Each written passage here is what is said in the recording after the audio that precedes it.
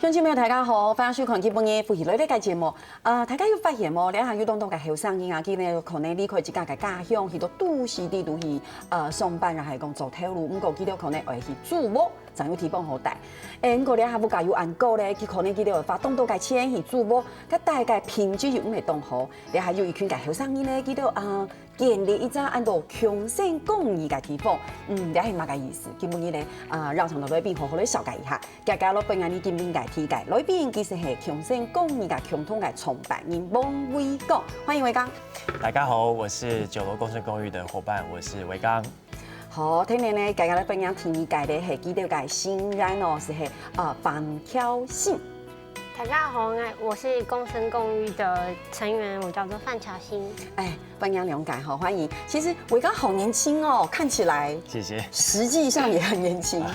，27了。20幾歲，你看，你下鄉親朋友後生，你聽講，哎呀，你下其實冇當後生，你是啷歲的？其實巧欣是竹北嘅客家人，對，現在住在竹北，你下大多竹北。我在好大多。對，所以你是住在家裡面。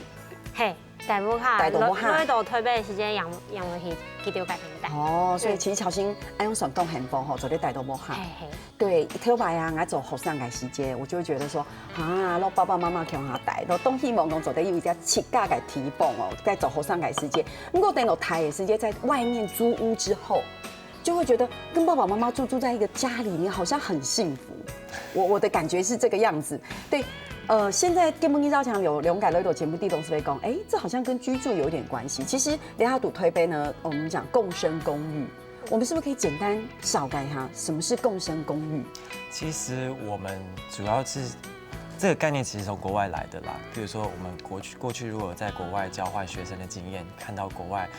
同學住在同一棟宿舍裡面，每天晚上大家一起吃飯，一起討論，一起看電影，一起交流，不同膚色、不同文化、不同樣的國家來的同學一起生活在同一個空間裡面，而不是說大家回到家就關到自己的小房間裡面去，大家是會一個社群，會彼此互相交流、分享的這樣。那我們也過去很多朋友有在國外這樣子的經驗，可是回到台灣發現，沒有這樣子的一個空間，可以讓大家去重新認識不同的朋友、不同的年齡層也好，不同的社群啊、興趣的夥伴這樣子。可是哦，是像維剛講的哈，其實有頭擺走後生嘅時間住在宿舍裡面，就會有這種感覺。你會有個共同的廚房，然後你會有個共同的交誼廳，或是一個共同的空間。對，你回到自己的房間的時候，走起大概事情。可是如果你覺得疲倦了，或是你想要煮點什麼東西的時候，你有一個共同的空間，然後你又可以跟宿舍裡面的朋友做交流。鄉親朋友可能還很冇了解，你係乜嘅意思？兩群後生呢，叫做推杯一個提供叫做青店屋。走內講好像是租出去給大家，可是這是有一些條件地的，然後有那個公寓叫9樓嘛，對不對？好，1、2、3、4、5、6、7、8、9、9樓，然後呢隻地方呢，唯一有東冇強感應，強下帶落來，好像是租屋的概念，可是又不完全是租屋的概念。那維剛可能自己有這樣經驗，那巧欣呢？你為什麼會覺得應該要有一個共生公寓這樣的東西？那個時候是因為畢業我跟我老記得有熟識，不認識的朋友。然後在台北挑戰主青講到台北漂浮其實動貴。對。然後呢，因為因緣機會之下就認識他們，就發現這樣子的居住形式其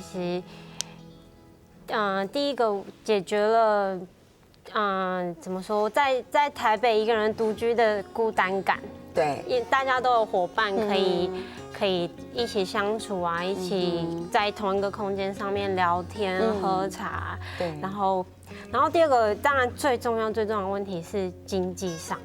因為剛出社會，其實那個薪水並不是小資女，對不對？對，就是並不是那麼的理想。然後如果在台北一個月的花費的話，其實在住宿上面的比例是非常高的。那有這樣子的这样子的机会，那我就觉得可以尝试看看，也蛮有趣的。对，其实共生公寓就是有一个空间。这个是一个硬体的空间，然后呢，其实维刚呢是共同创办人之一，大家想要打造的是一个更软性的空间。对，一个硬体的空间里面呢，我们有来自于不同地方居住的人，他可能是一个公寓，里面可能有很多间房间，每个人一间，但是我们很强调共同的空间。对。兄弟朋友可能会起头说，这就是一般的租屋，但其实它有一点点不一样。刚刚乔欣有讲到说，现在的小子女有可能1/3的薪水都拿去付房租，其实好像很辛苦，都辛苦。香港央从来问题嘿，他拿去付了这样的1/3拿去付房租，可是其实品质不好，它也很有可能是一个小套房，搞不好还没有窗户，或是你在外面找到一个公寓，然后你跟室友之间又不熟，搞不好在相处上面又觉得，哎呀，他跟我好像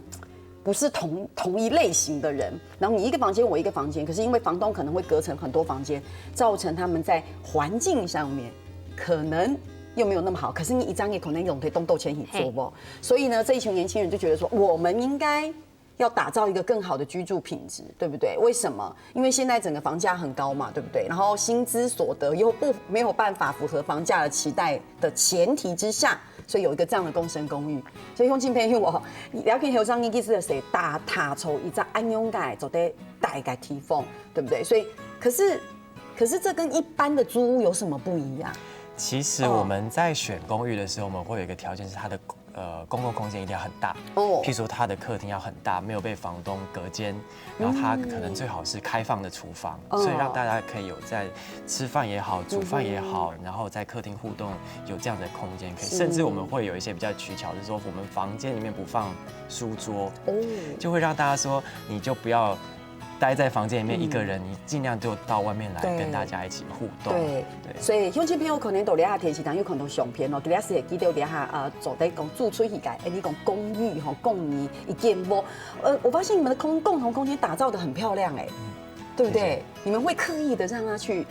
重新改造或设计的很好这样，黑猫营造一个比较温暖。温暖家的感觉，不会说我进去面对的是一众冲一众走个安永挺宁，对，可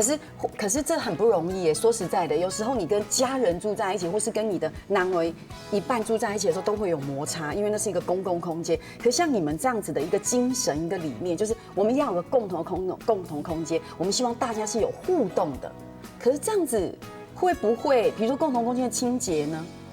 这个就是大家要去讨论的。在公寓里面一定会有人就是对于清洁的标准比较高，有人就是觉得随便没有关系。可是大家毕竟是生活在一起，大家都有彼此的一些要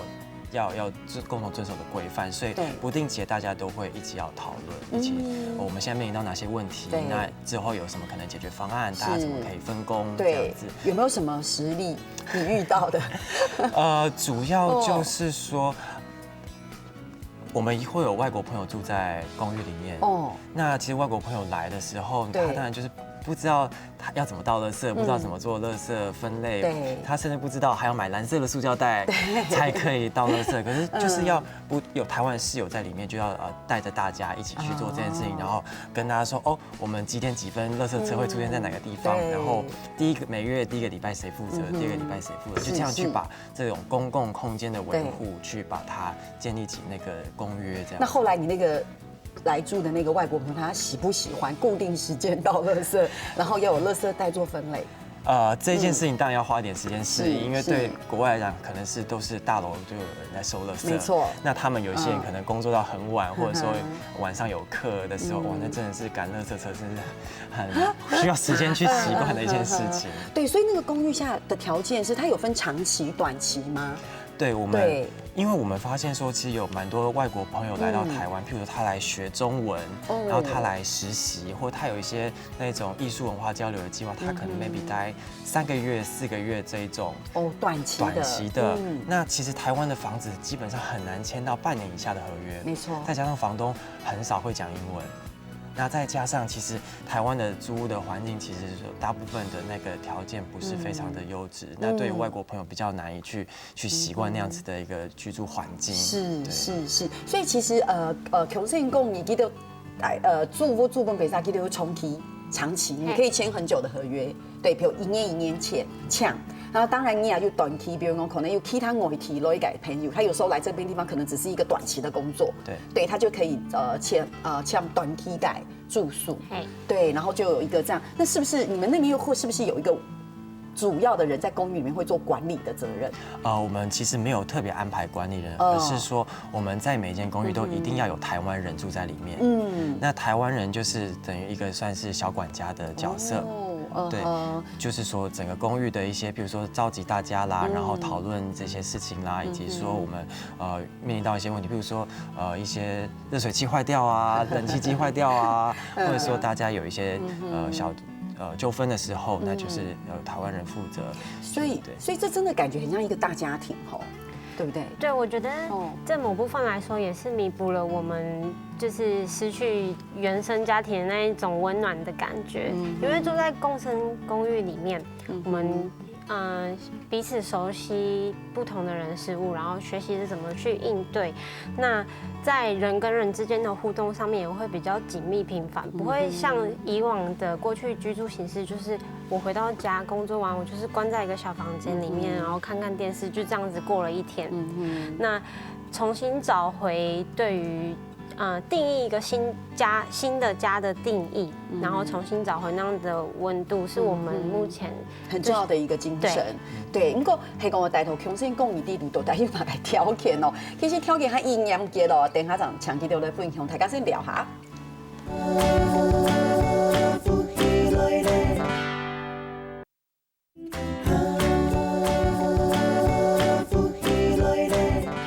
今日当番伊做得绕墙道了解后生吼，微讲到乔新来到节目地图，大家来分享共生公寓、共生公寓，讲的是有一间屋，两间屋地图可能有一个房间，有烫下，有厨房，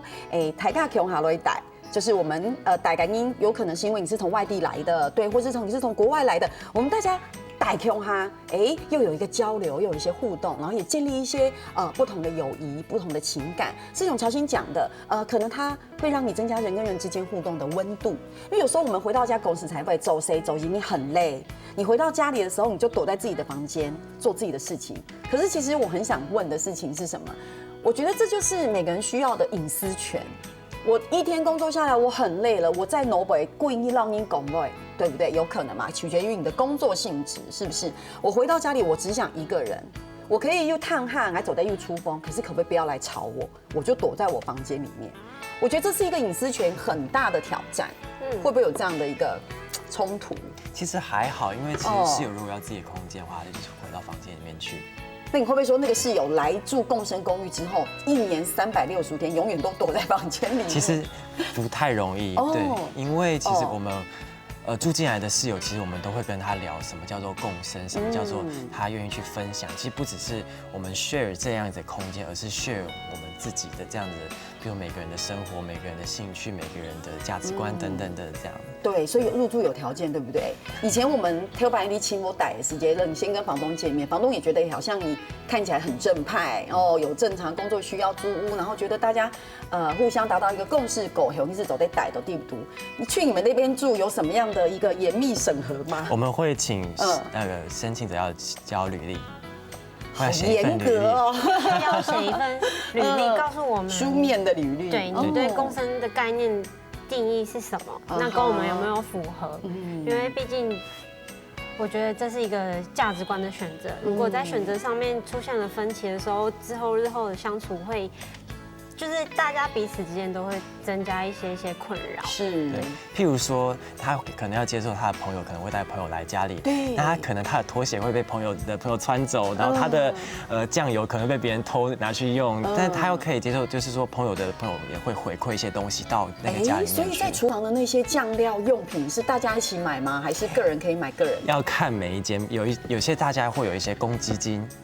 公共的一些支出，大家一起有人负责去买。那有些是酱油会好多罐，也会有出现这样子。是因为我总不能把酱油放在房间里面，是不是？像我之前住的那一边的话，就是因为我比较喜欢烹饪这件事情，那可能出风地图的东西全部很爱买，买进来大家是共下用。不过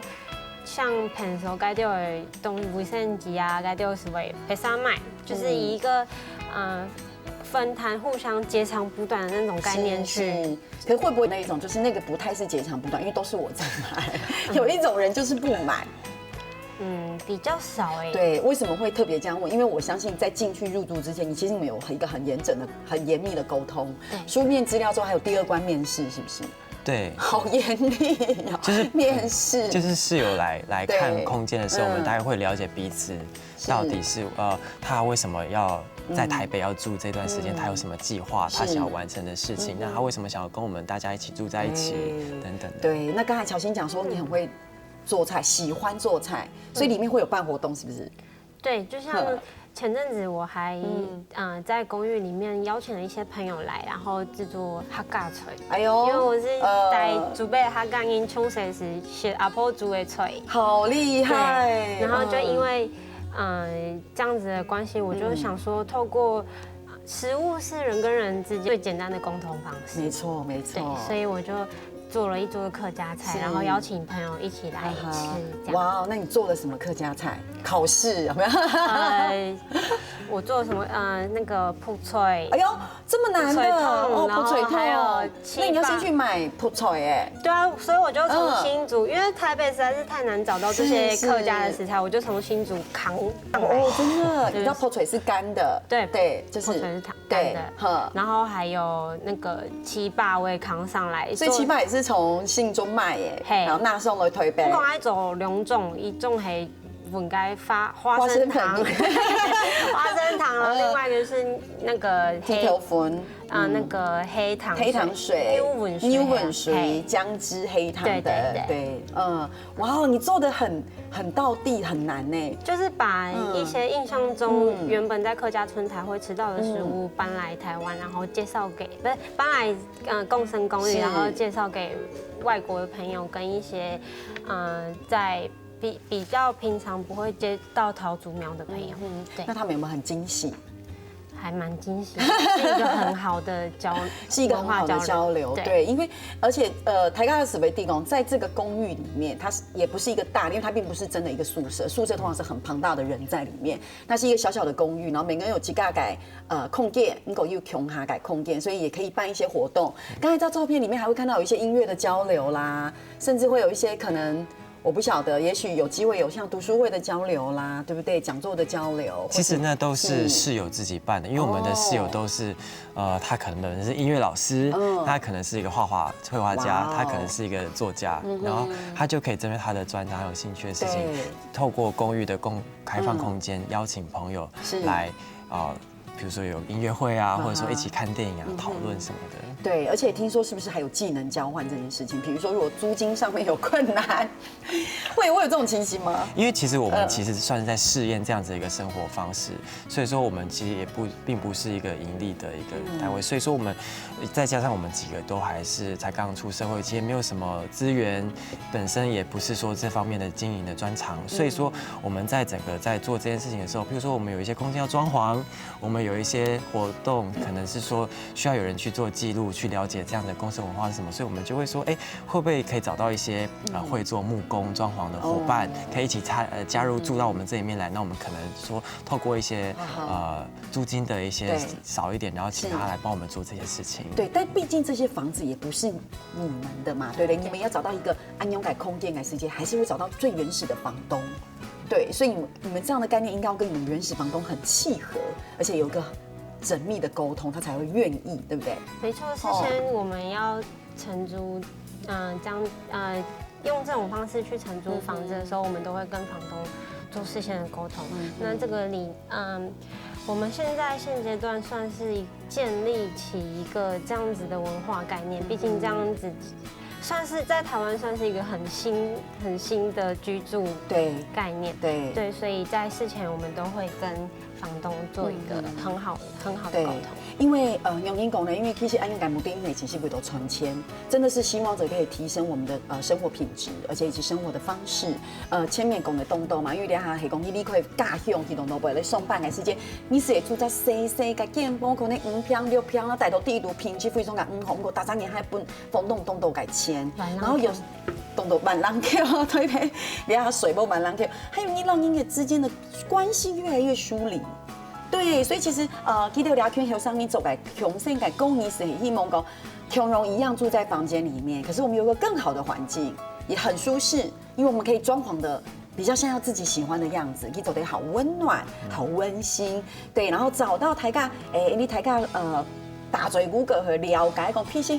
彼此的很多观念很接近，价值观很接近，那我们就大家住在一起，是不是这样？然后也可以分享很多，不管是兴趣上面，或是一些交流上面。那你说，你看哈嘎嘴啊，走在复印熊嘛，台语啊，走在台嘎熊啊，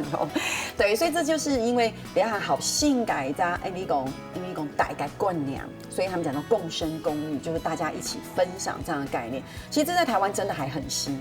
对，因为刚才维刚也讲了，隐私权这件事情很重要。其实你要如何在走在同时保留起大概隐私权改，同时你又可以接受一个这样的一个概念。不过安样改概念，健康拍戏咧，其实记得很好，有一张很好有意思的想法，大家先聊下，等下再做来分享。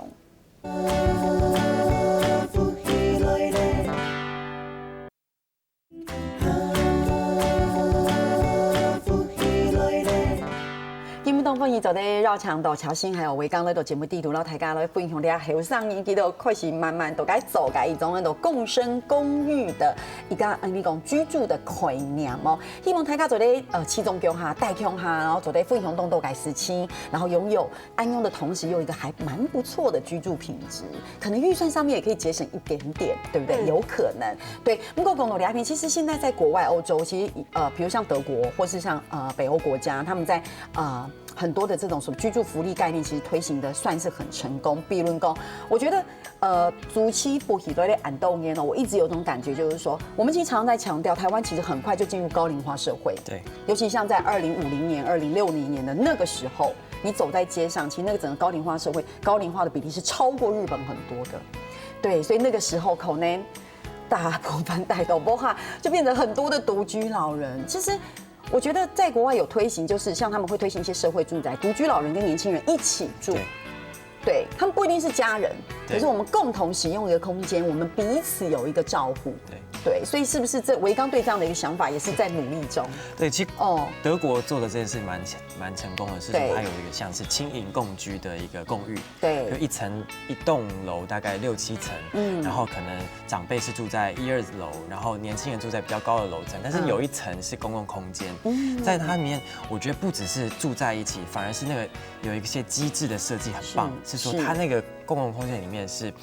里面的食物跟饮料是免费的，但是你拿出那个空间就要收费，等于他逼迫大家要在那个空间一起。我为了要喝那个饮料，我一定要进去那个空间，对，然后大家就要在里面互动，对。可是我觉得这是一个很好的概念，对。所以其实你在台湾也目前想要这么做，对。其实我们会发现说，现在做这件事情做了大概半年左右，会发现说开始找到有一些房东会愿意来找我们，是因为在台北其实很多手上有很多房子都是一些60、70岁的长辈，可是他们可能小孩都大了，都出国都成家了，可是原本他们家里空荡荡房，原本想说小孩会回家或什么，可是都结果没有，好悲伤哦。但是另外一端就是很多要来台北打拼的年轻人，他找不到地方住，所以这两端人其实是有一个可以去有 match 的机会，所以长辈他可能就可以提供一些他家里的空的房间，但他自己又住在里面，那让年轻人说他可以用一个比较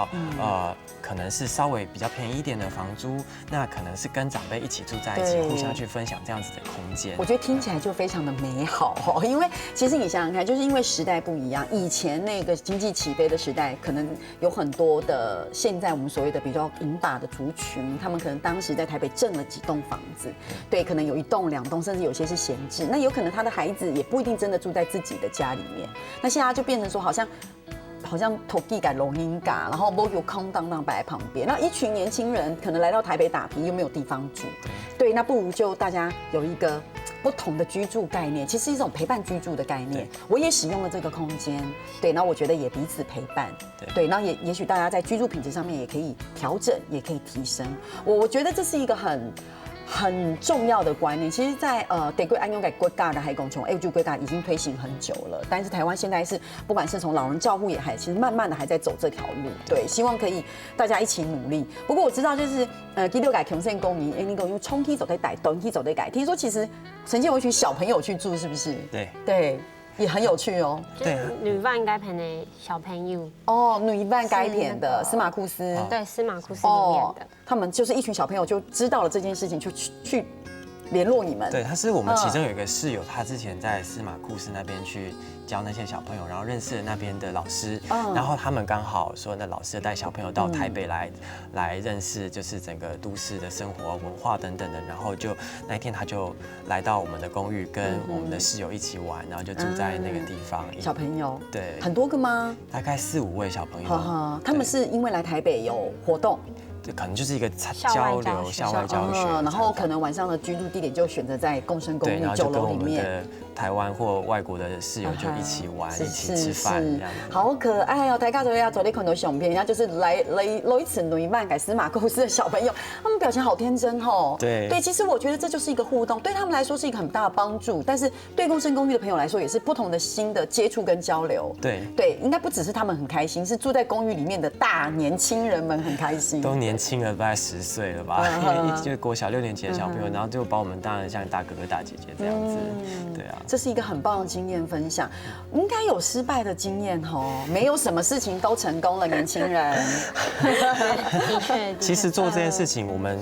共生公寓原本是在家里这个概念，就是说我们室友大家一起，然后住在一个空间，可是其实邻居。也是我们会遇到的一个挑战，就是说，因为我们会邀请朋友来到家里面，所以有时候可能就会影响到邻居的生活。那我们在一开始的时候没有意识到这件事情，那有一些室友可能就有时候就是玩得太开心了，到10点之后还是继续的，就是说朋友对，就会有邻居说你看不要该后上你，干脆卖当电路老去。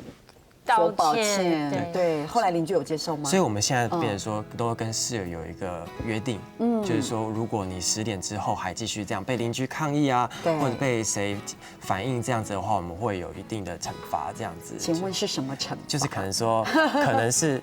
押金会有一些惩罚，就是会扣一些押金，或者说他可能是 maybe 要负责这1、2个礼拜的整个公寓的清洁都有可能。对，所以这个也是像因为安宁很重要嘛，对不对？有时候会影响，像比如我们刚说食物的交流然后啊，音乐会啊，对不对？一些演讲交流或是什么的，总是会有一群人聚在一起，所以难免会有这样的一个问题。可是你们这样经营一段时间下来，有这么多的朋友来访，像刚刚司马库斯小朋友是一个很有趣的经验，有没有其他什么印象很深刻的人事物？印象很深刻的嘛，那我有一次遇到了一个女生，然后她是来自对岸的，然后她来台湾做研究。我就有一次晚上的时候，我们都会一起聊天嘛。聊天的时候，那什么你讲，因为推翻怎么改？她就说我来参观葬仪社。葬仪社，对，他来拜访就是台湾的殡葬业，好特别，然后还有殡仪馆，因为这个行业在对他来说，它还是属于一个比较封闭的系统。那他觉得在生命事业这一块，台湾的服务是做得非常好的，所以他是我居住的那一段期间遇到过印象最深刻的人。他就一个女生独自前来，然后去面对这些人事物。对，我觉得蛮有趣的事情是，他自己来做这样的一个研究，竟然也找到了酒楼、共生公寓这样的一个环境。他应该也住得很开心哈。对，他住得非常开心。然后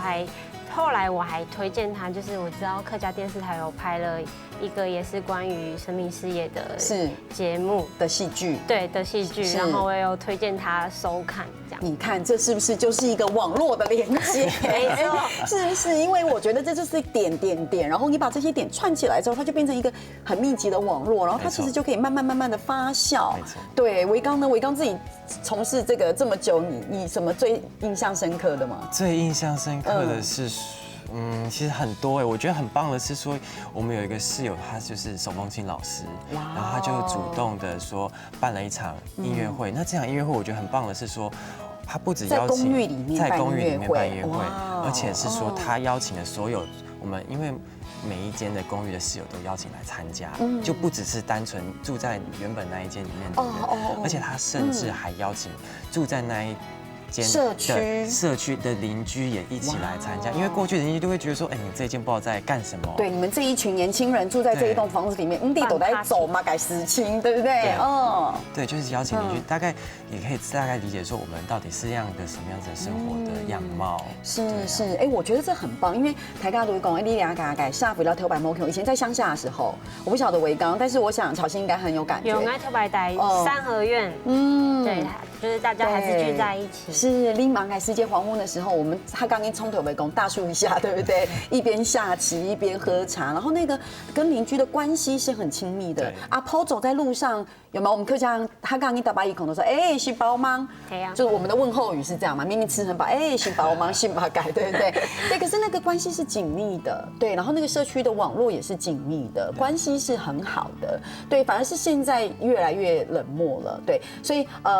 共生公寓也是希望可以慢慢达到一个这样的目标哈，所以乡亲朋友吼，了解基本也好，了解和尚去带了几条解概念，几条共生公寓解进行，希望大家做得多多支持也上下，你了下大家环境很容易，你很容易做，聊一下，等下来听你先生在做认同了。